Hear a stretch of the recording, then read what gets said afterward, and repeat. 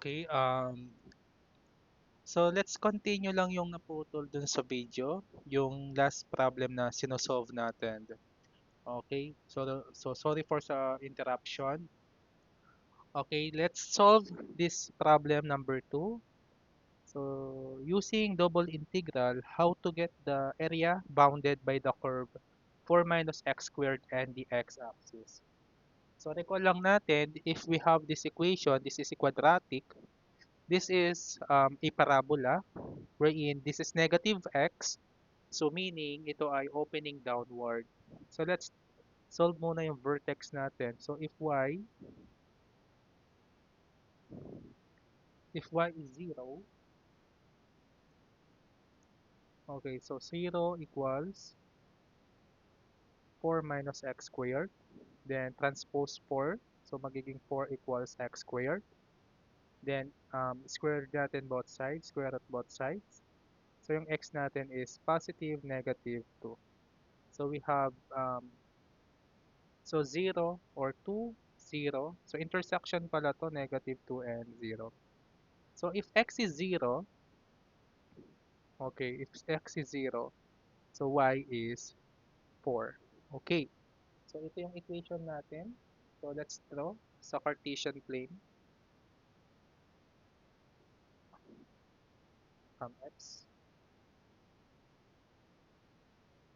and y. Okay, so 1, 2, 3, 4. So dito yung 4, x 0 and 4 natin. Then, positive 2 or negative 2. So, itong 2, 1, 2. Then, connect natin. So, ito ay opening downward. Okay. So, ito yung ating um, equation na, or ito yung ating graph na kukunin natin yung area bounded by the curve and the x-axis. So, meaning from this line hanggang dito sa curve na to, yung naka-enclose na yan, yung kukunin natin. And, by inspection, yung graph natin ay symmetrical. So meaning, kung ano yung area mo dito sa part dito sa left, also equals dito sa um, area mo dito sa right. So pwede natin i-consider yung isang area na lang. So dito na lang tayo sa lahat positive, which is yung first quadrant. So ito yung i-consider natin um, na area. Tapos i-multiply na lang natin sa 2 para makuha natin yung total area dahil symmetric naman yan. Okay. So using the equation dy dx, so recall lang natin, first put natin yung dalawang integral natin, then dy dx. Okay? So, dito, dx, meaning yung upper limit and lower limit natin, of correspond dun sa x-axis. So, from this point to this point, so dito sa origin, magta-travel yung ating graph hanggang dito sa 2. Okay, so meaning yung ating limit is from 0 to 2. And for this second integral natin, so correspond dito sa y. So upper limit, dahil y yan, upper limit minus lower limit. Kung um, magdodraw tayo ng strip, yung sa upper limit natin is tong equation ng parabola natin, which is 4 minus x squared. Tapos, sa lower part, dahil yung lower part or yung part dito sa ginawa nating line, yung y natin kapag pumapak dito sa x-axis, automatic yan ay 0. Okay, again, in-explain ko sa mga previous video natin yon. Kapag hinahanap natin yung y na nasa x-axis, yan ay 0. Same with kapag hinahanap mo yung x na nasa y-axis, yung x mo doon ay 0. So yung limit mo dito ay 0 to 4 minus x squared. Okay, so integrate natin. Rewrite muna natin. So 0 to 2, then 0 to 4 minus x squared dy dx. So integrate lang muna natin yung inner integral natin. So integral ng dy is y, right? So ito y, tapos 0 to 4 minus x squared. dx. Okay? So, applying upper limit minus lower limit. So, yung y gawin mong 4 minus x squared, tapos yung y gawin mong 0. So, from 0 to 2, we have 4 minus x squared minus 0 dx. Yung 0 na to, yung lower limit natin. So, pwede natin i-rewrite to na 0 to 2, 4 minus x squared dx. Then, integrate natin. Dito na lang siguro. Okay, pwede pa dito. Kasya pa. So, 0 to 2. Okay, ito ay 4x minus x cubed over 3. 0 to 2. Okay? Applying upper limit and lower limit. Okay, rewrite lang natin. 4x minus x squared over 2. 0 to 2. Tama ba? Ah, cube pala. Okay.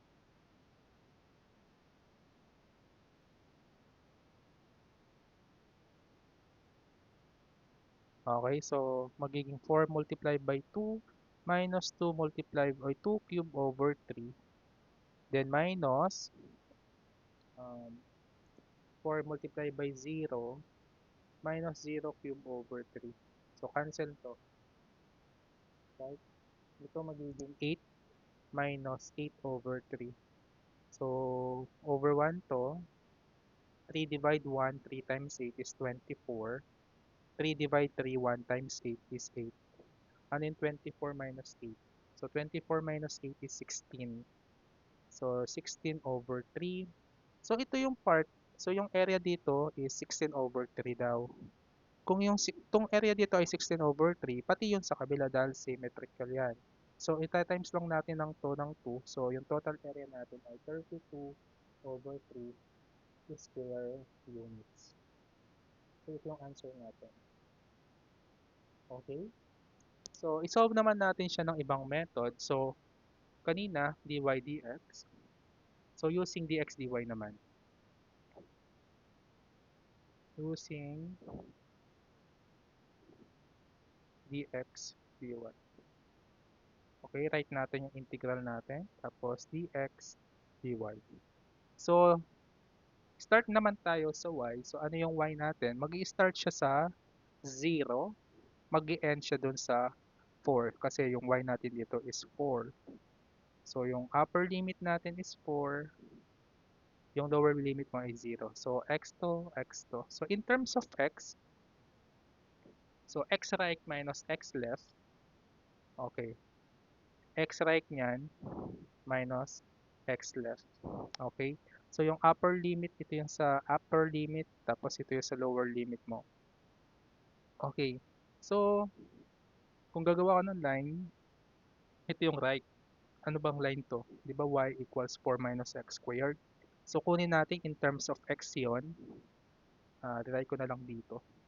Y equals 4 minus x squared. Tapos, kunin natin in terms of x. Transpose, transpose. So, magiging x squared equals 4 minus y.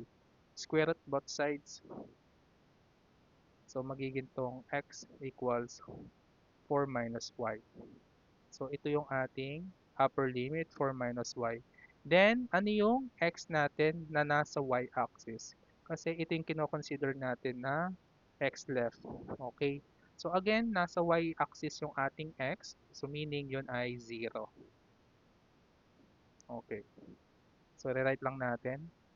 So, 0 to 4. Then, 0 to 4 minus y. Square root of 4 minus y. Then, dx dy. Okay, again, same process. Integrate mo muna yung inner integral natin. So, rewrite lang muna natin 0 to 4. Tapos, integral from 0 to square root. Pwede pala natin ma-integrate kasi dx lang yon. So, x. Tapos, 0. Then, i-rewrite natin to ng 4 minus y raised to 1 half dy. Okay, applying upper limit and lower limit.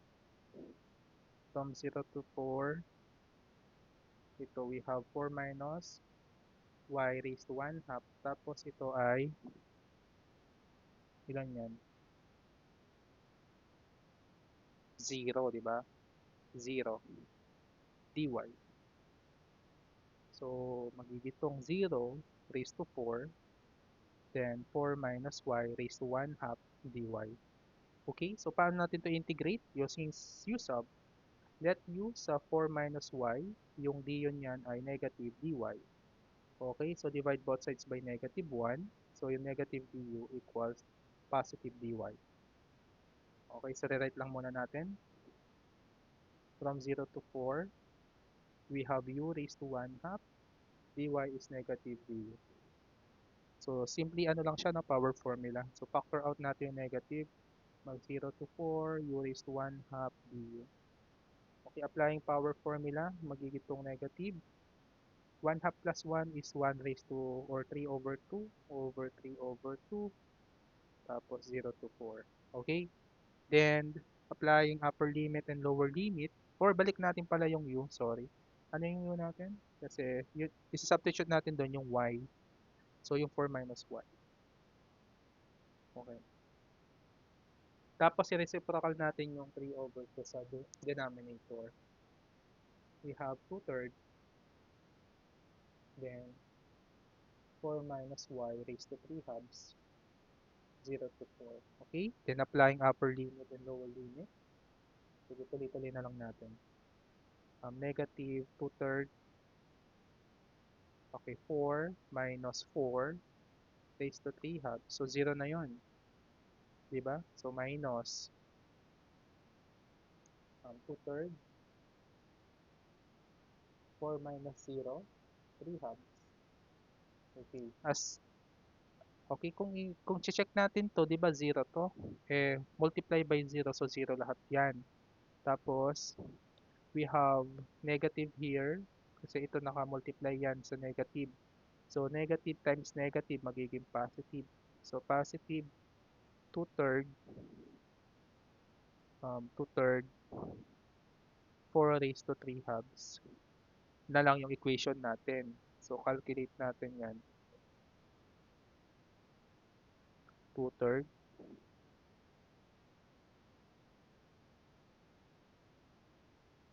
tapos 4 raised to 3 halves. Yan, 16 over 3. So, sagot dito ay 16 over 3. Pero ito ay part pa lang ng isang um, first quadrant long area natin. So, multiply mo ng 2 to. So, sagot dito ay 32 over 3 square units. As you can see, parehas lang yung makukuha nating sagot if we're going to use dx dy or dy dx. 32 over 3 square units. So, sa mga next or previous videos natin about sa area, try nyo sagutin or try nyo lang sagutin yung mga solution using this method. Okay? Para mas ma-practice tayo. Okay?